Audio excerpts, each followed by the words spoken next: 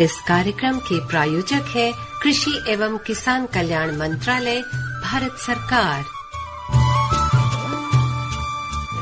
आकाशवाणी का gold channel सुन रहे हैं आप सभी 100.1 मेगाहर्ट्ज पे। साथियों, एक बार फिर से लेकर आए हैं आप सभी के लिए कार्यक्रम किसान की बात।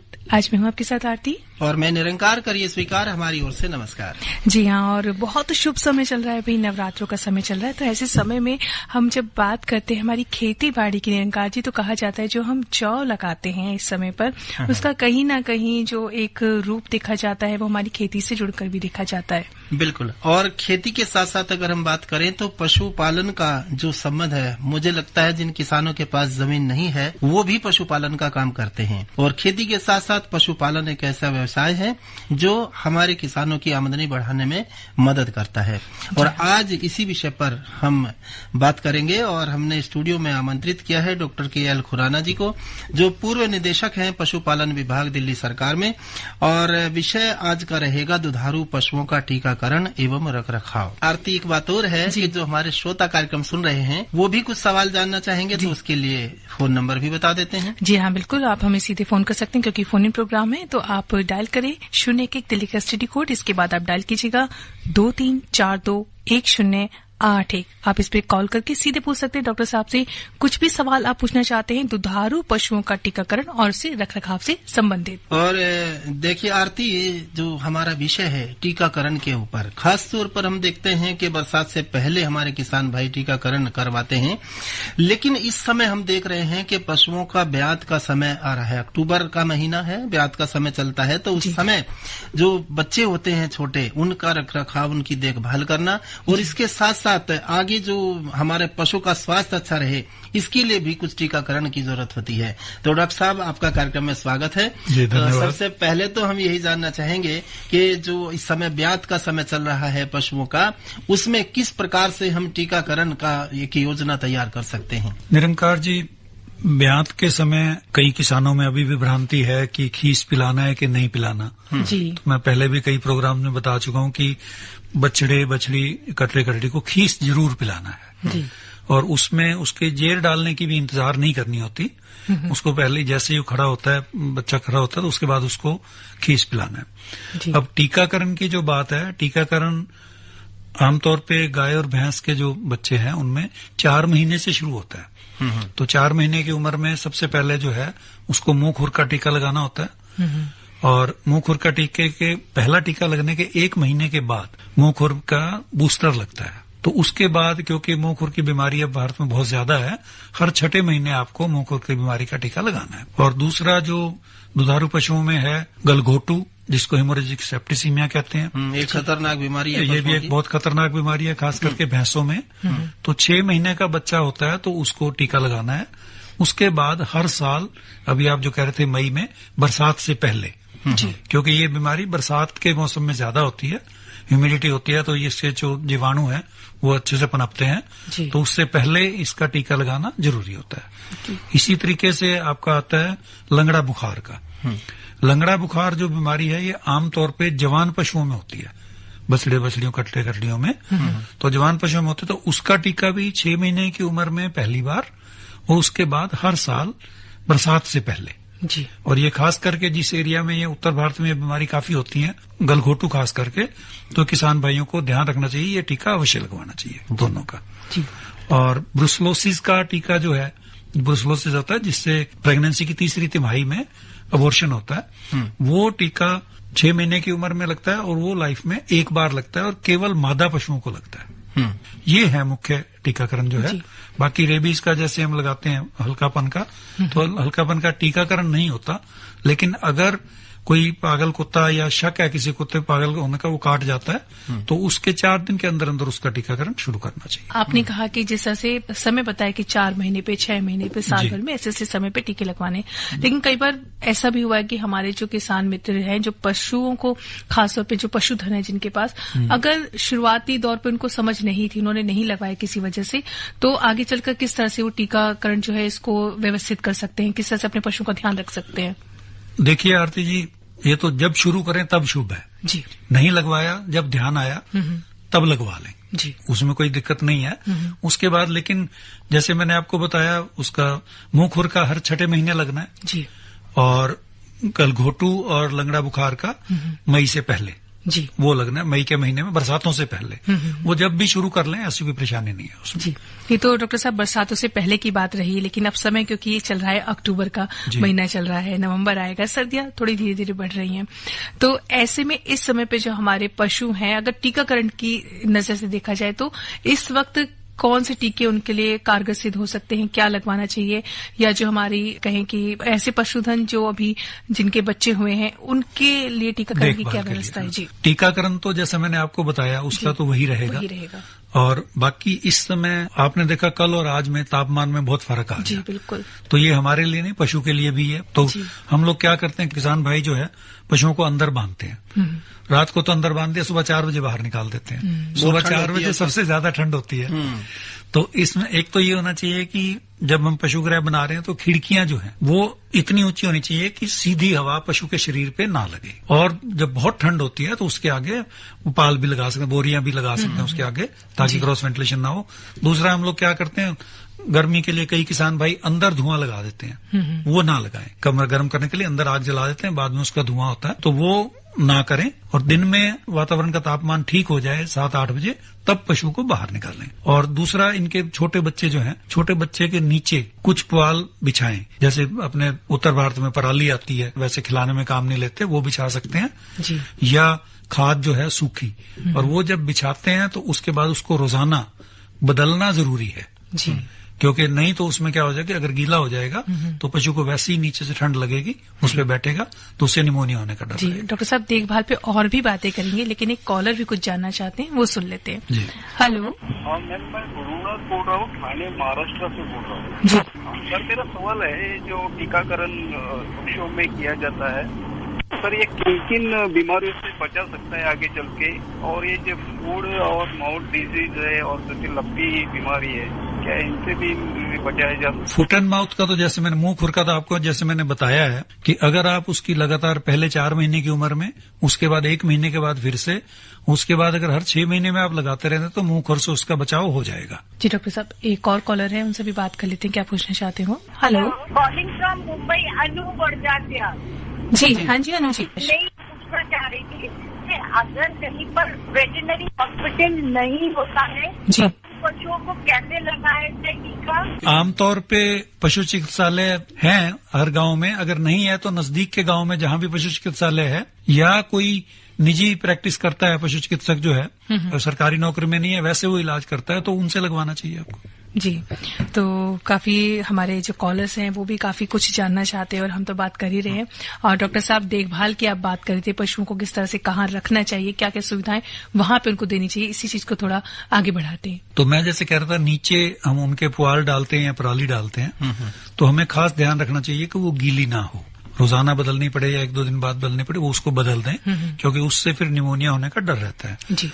बड़े पशुओं को जब हम बाहर निकालते हैं तो कई बार उनके ऊपर बोरी का कवर डाल देते हैं, उसमें अगर हम बाहर थोड़ा सा गर्म होने के बाद निकालते हैं तो जरूरत नहीं है, अगर डालते हैं तो उसका कोई नुकसान भी नहीं है, पशु को सर्दी से बचाने का मतलब है। जी। अच्छा डॉक्टर साहब, के खास किसानों के दिमाग में एक बात होती है, जो पशुपालक हैं, जब पशु बच्चा दे देता है उसके बाद कई बार ऐसा होता है कि पशु जेर नहीं छोड़ता है जी, कहते हैं कि अभी दूध ना निकालें, पहले जेर छोड़ देने दो, तो क्या ये सही है? जेर जो नहीं छोड़ता वो शरीर में हार्मोन डेफिशिएंसी से होता है, और उसका दूध निकालने से कोई लिंक होता नहीं है।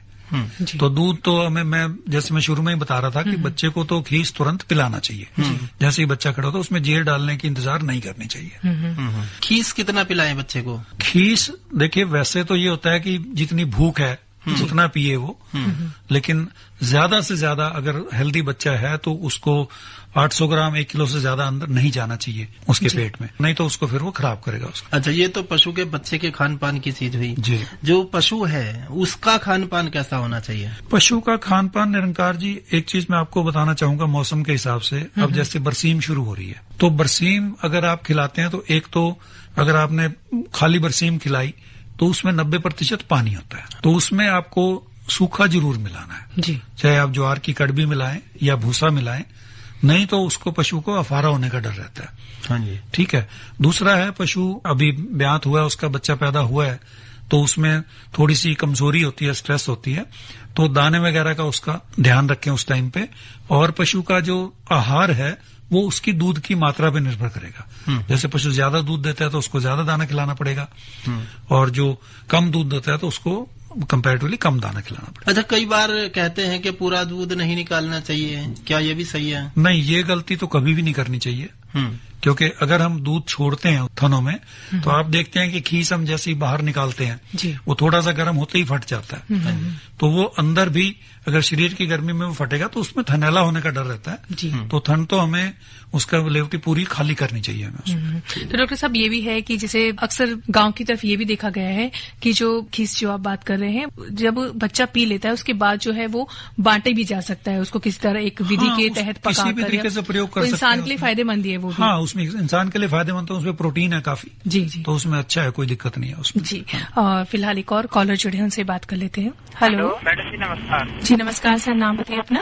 मैं सत्यम पाल मुरादाबाद से बात कर रहा हूँ। जी सत्यम जी, पूछिए प्रश्न। हाँ, मेरा प्रश्न ये है कि मतलब जो छोटा बच्चा होता है जब खीस पीता है तो उसके पेट पर कीड़े हो जाते हैं। तो कुछ दिनों बाद, 1-1.5 महीने बाद हमने मतलब एक दवा आती है, शायद नाम तो मैं थोड़ा भूल गया उसका, तो वो पता नहीं पेट में उसका हलचल मतलब कीड़े फैल गए या क्या हुआ वो मालूम है। तो छोटे बच्चे की किस तरीके से कीड़ों से देखभाल किया, कब कितने समय बाद कौन से वो मतलब दवाई वगैरह पिलानी चाहिए? जी बिल्कुल, ध्यान से सुनिएगा, डॉक्टर साहब अभी दवाई बताते हैं आप। ये जो आप कह रहे हैं खास तौर पे भैंस के बच्चे के लिए ये ठीक है, क्योंकि भैंस के अंदर जो हम देसी भाषा में बोलते हैं जून हो गई, हो जाती है। तो भैंस के अंदर के जून के बच्चे जो है वो अलग अलग जगह पे होते हैं, और जब बच्चा पैदा होता है तो कई बार वो बच्चे के अंदर पहले ही आगे होते हैं उसके फेफड़ों में, और वो 4 दिन के अंदर अंदर अंतड़ियों में आके पूरी जून बन जाते हैं। तो इसलिए खास करके भैंस के बच्चे में और गाय में भी कोशिश करें कि 7 दिन के अंदर अंदर पहले उसको कीड़े मारने की दवाई जरूर पिलवाएं। इसके साथ साथ चिचड़ी की समस्या भी आती है डॉक्टर साहब। हाँ, चिचड़ी की समस्या, अब वो क्या होता है कि पशुशाला पे बहुत निर्भर करती है। वो चिचड़ी जो है, अगर आपके पशुशाला का जो फर्श है और 4 फुट तक जो दीवारें हैं, अगर उसमें छेद है तो चिचड़ी, उसमें जो हम कलीले बोलते हैं देसी भाषा में, वो कलीला क्या होता है कि वो मादा चीचड़ होती है और वो बच्चे देने वाली होती है। तो बच्चे जो देती है, जाके वो जहाँ छिद्र है वो उसकी खोर में है या दीवार पे फर्श में, वहां जाके वो बच्चे देती है, और एक मादा चीचड़ 4 से लेके 12,000 तक बच्चे दे। तो अगर हमें चीचड़ों को उन पे कंट्रोल करना है, उनका निवारण करना है, तो हमें अपने पशुशाला का भी पहले उसको ठीक करना पड़ेगा, ताकि उन कलीलों को छुपने की जगह ना मिले, बच्चे देने की जगह ना मिले। यानी पशु के चीचड़ों का तो इलाज करना ही है, उसके ठिकानों का भी ठिकानों का जरूर करना है। नहीं तो आप एक दिन चीचड़ मारेंगे, कोई चीचड़ मारने कोई भी दवाई लगाएंगे, वो दवाई ऐसा तो है नहीं कि उसमें ताउमर रहेगी, 1 दिन बाद 2 दिन बाद उसका असर खत्म होगा। तो पशुशाला में किस प्रकार का प्रबंध करें? पशुशाला में उसका कोशिश कीजिए कि फर्श में 4 फुट तक दीवारों में छिद्र ना हो, छेद ना हो, सीमेंटेड हो या चाहे कच्ची गारे की भी हो, लेकिन पूरा उसमें छेद नहीं होना चाहिए। खास करके क्या होता है, पशु का खूंटा जहां लगाते हैं ना, वो खुला छोड़ देते हैं, उसमें क्या थोड़ा थोड़ा चारा गिर जाता है, उसके नीचे जाके कलीले को सबसे अच्छी जगह मिलती है अंडे देने की, तो वो सब चीजें नहीं होनी चाहिए। जी डॉक्टर KL खुराना जी, आप बहुत सारी बातें बता रही हैं, लेकिन अंकार जी, जब हम बात करते हैं किसान की बात कार्यक्रम की, तो हम इसमें हमारे श्रोताओं के लिए और भी कुछ लेकर आते हैं, और इस समय नवरात्रि का शुभ समय चल रहा है, तो देवी गीत सुन लेते हैं। जी हाँ बिल्कुल, उदयवीर चौहान की आवाज में आई सुनते हैं खूबसूरत सा देवी गीत। अभी शुरुआत में बात भी कर रहे थे कि नवरात्रे हैं, जौ लगाई जाती है, तो उसका तात्पर्य ये होता है कि कहते हैं जितनी अच्छी जौ होती है उसका मतलब आपके खेत में जो बढ़त है वो उतनी अच्छी होने वाली है, ऐसा कहा जाता है। पर फिलहाल आइए सुनते हैं ये खूबसूरत सा देवी गीत। भवानी तेरा मंदिर सजाया है, हो मंदिर सजाया तेरे भक्तों ने बुलाया है, आजा हरी भवानी तेरा भवानी सजाया है, आजा हरी भवानी तेरा भवानी सजाया है, भवानी सजाया तेरे भक्तों ने बुलाया है, भवानी सजाया तेरे भक्तों ने बुलाया है, आजा हरी भवानी तेरा भवानी सजाया है, आजा हरी भवानी तेरा भवानी सजाया है।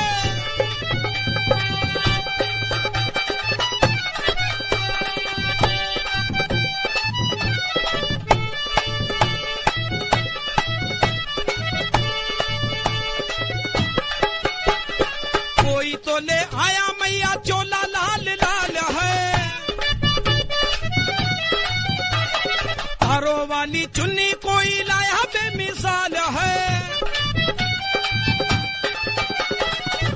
तोले आया मैया चोला लाल लाल है, तारों वाली चुन्नी कोई लाया बेमिसाल है। लांगुरिया लांगुरिया लांगुरिया जोगन को लेके माँ के द्वार आया है, आजारी भवानी तेरा भवन सजाया है, आजारी भवानी तेरा भवन सजाया है।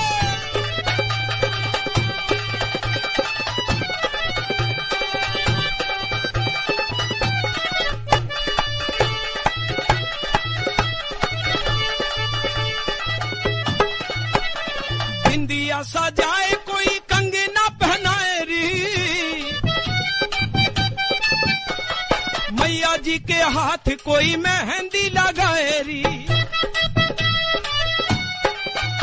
ओ लाल फूलो लाल फूलों वाला हार मैया को पहनाया है, लाल फूलों वाला हार मैया को पहनाया है। आजारी भवानी तेरा भवन सजाया है, आजारी भवानी तेरा भवन सजाया है।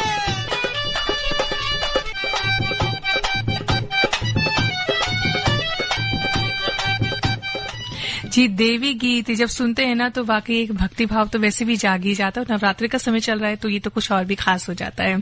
साथियों, आप सुन रहे कार्यक्रम किसान की बात, और अगर आप दुधारू पशुओं का टीकाकरण एवं रख रखाव से जुड़ा कुछ प्रश्न पूछना चाहते हैं डॉक्टर KL खुराना से, तो आप हमें कॉल कर सकते हैं 01 दिल्ली का STD कोड 23421081। इस पर आप जुड़ सकते हैं, पूछ सकते हैं प्रश्न। डॉक्टर साहब, एक वर्ड बड़ा सुनने में आता है जब पशुधन की बात होती है, मिल्क फीवर, तो इसके बारे में आप कुछ बताइए। जी, मिल्क फीवर, नाम मिल्क फीवर, उसमें पशु को बुखार होना जरूरी नहीं होता जी। इसमें क्या होता है कि जो ज्यादा दूध देने वाले पशु होते हैं ना, तो कई बार हम जैसे दूध निकालते हैं तो शरीर का जो है कैल्शियम वो दूध के साथ बाहर आ जाता है और उसमें कैल्शियम की कमी हो जाती है और पशु बिल्कुल निढाल होकर बैठ जाएगा, ऐसे कमजोर हो जाता है बिल्कुल, तो उसको मिल्क फीवर कहते हैं। अब इसमें अगर हम पशु के चारे का, खान पान का, उसके ब्यात से पहले ही ध्यान अच्छे से रख रहे हैं तो इस बीमारी की संभावना कम होती है। और अगर ऐसा है तो उसमें उसको हमें फिर तुरंत पशु चिकित्सक के पास जाके और कैल्शियम उसको लगवाना चाहिए, और कैल्शियम लगाने से ठीक हो जाता है पशु। अच्छा, एक और बड़ी समस्या है डॉक्टर साहब, थनेला जो पशुओं में हो जाता है जी, इसके कारण क्या है और किस तरह से हमारे किसान भाई इससे बचाव कर सकते हैं? थनेला, देखिए, ये थन के अंदर जो है संक्रमण होता है। आमतौर पर जब हम दूध निकालते हैं तो थन का जो मुंह होता है उसको हम स्फिंक्टर बोलते हैं, वो कुछ समय तक खुला रहता है। तो अगर पशु उसी समय बैठा और नीचे जैसे फर्श है, गंदा है, उसमें कोई कीटाणु है, तो उसके अंदर वो चले जाएंगे, थन के अंदर वो करते हैं। इसलिए कोशिश ये करनी चाहिए कि दूध निकालने के बाद हल्की लाल दवाई डाल के पशु के थनों को अच्छे से धोना चाहिए जी। ये एक है। दूसरा, अभी आप कुछ लोग कहते हैं कि दूध एकदम से नहीं निकालना चाहिए, लेकिन ज्यादा दूध रोकना भी नहीं चाहिए, क्योंकि दूध रोकने से भी अंदर दूध फट सकता है और उससे थनेला हो सकता है। तो एक तो मतलब गंदगी की वजह से हाँ जी, साफ सफाई जरूर रखनी चाहिए, नहीं रुकना चाहिए जी। इसका मतलब तो ये है कि उनको फिर दूध निकालने के बाद भी सफाई करनी चाहिए, धोना चाहिए, उस पर फर्श भी साफ करना चाहिए और थन भी हल्की लाल दवाई से धोने चाहिए, ताकि उसके मुंह के आसपास अगर कोई कीटाणु है तो वो साफ हो जाएगा उसमें।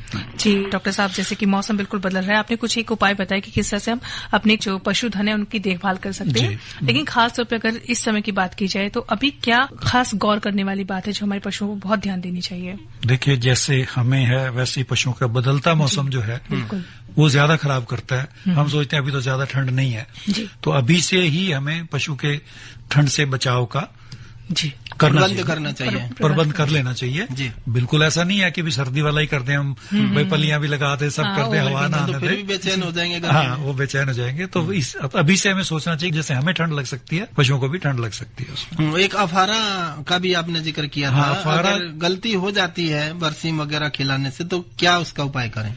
उसमें मैं ये कहूंगा कि नजदीक के पशु चिकित्सालय में जाके पशु चिकित्सक को तुरंत दिखाएं, ताकि उसकी पेट से, कई बार क्या होता है बहुत ज्यादा हवा होती है तो हवा निकालनी पड़ती है जी। ट्रोकार एक होता है औजार, वो लगा के पेट से हवा निकालनी पड़ती है। तो वो मैं ये कहूंगा कि किसान भाई अपनी तरफ से कोशिश ना करें, किसी पशु चिकित्सक से ही उसको करवाएं। जी जी डॉक्टर साहब, आपने बहुत सारी जानकारी दी है। दुधारू पशुओं का टीकाकरण भी किस समय पे होना चाहिए, रखरखाव किस तरह से करना चाहिए, तो इसके लिए हम तहे दिल से आपका धन्यवाद करते हैं। डॉक्टर KL खुराना साहब हमारे साथ जुड़े रहे, पूर्व निदेशक पशुपालन विभाग दिल्ली से। जी आपका बहुत बहुत धन्यवाद। जी धन्यवाद। और अपने श्रोताओं को भी कहना चाहेंगे जो हमें फीडबैक भेजना चाहते हैं, कार्यक्रम कैसा लगा, उसके लिए हमें ईमेल कर सकते हैं kkbongold@gmail.com पर। जी हाँ, बिल्कुल। और उम्मीद है आज का कार्यक्रम आपको पसंद आया होगा। और जो भी हमारे पशुधन के सेवक हैं यही कहेंगे, और जिनके पास पशुधन है वो उसका बहुत ख्याल रखें। फिलहाल आज के कार्यक्रम से मैं आरती और मैं निरंकार लेते हैं इजाजत। नमस्कार। नमस्कार। इस कार्यक्रम के प्रायोजक थे कृषि एवं किसान कल्याण मंत्रालय, भारत सरकार।